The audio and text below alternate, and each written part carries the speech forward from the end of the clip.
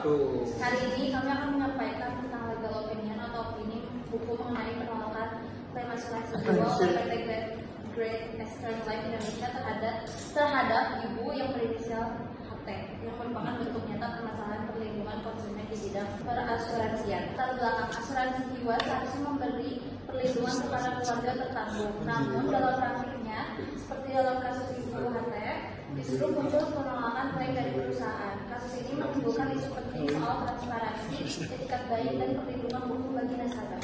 Rumusan masalah, apakah penolakan klaim sesuai dengan isi polis?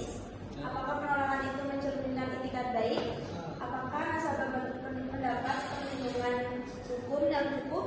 Upaya hukum apa yang bisa ditempuh oleh pihak yang dirugikan?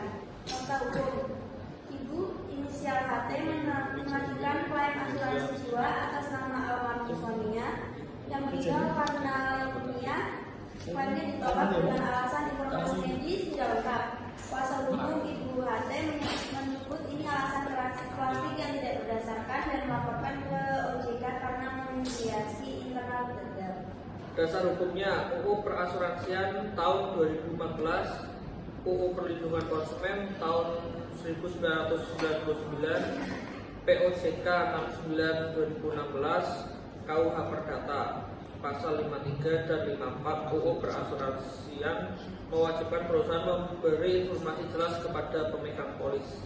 Analisis hukum, penolakan klaim tidak menjelaskan secara rinci jenis informasi medis yang wajib, tidak ada transparansi sejak awal polis, dan bahkan tidak dilakukan medical check up.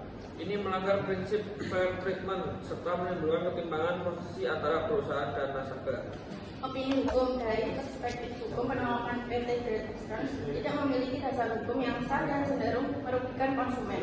Maka klaim ibu HT seharusnya dipertimbangkan kembali melalui proses mediasi yang objektif atau jalur pengadilan. Rekomendasi kepada perusahaan secara evaluasi kebijakan klaim dan perjelas klausul dalam polis. Kepada OJK, awasi secara aktif dan buat standar informasi klaim. Pada masyarakat, pahami isi polis secara kritis dan sangat berlaku menempuh jalur hukum bila dirugikan. Untuk kesimpulannya dari kasus ini adalah cerminan nyata ketimpangan dalam hubungan hukum antara perusahaan dan konsumen. Kita harus mendorong sistem asuransi yang lebih adil, transparan, dan berpihak pada perlindungan nasabah. Terima kasih atas perhatiannya. Untuk yang mau tanya-tanya bisa di kolom komentar, kasih nama, NPM, dan kelas kalian. Nanti kita jawab satu persatu.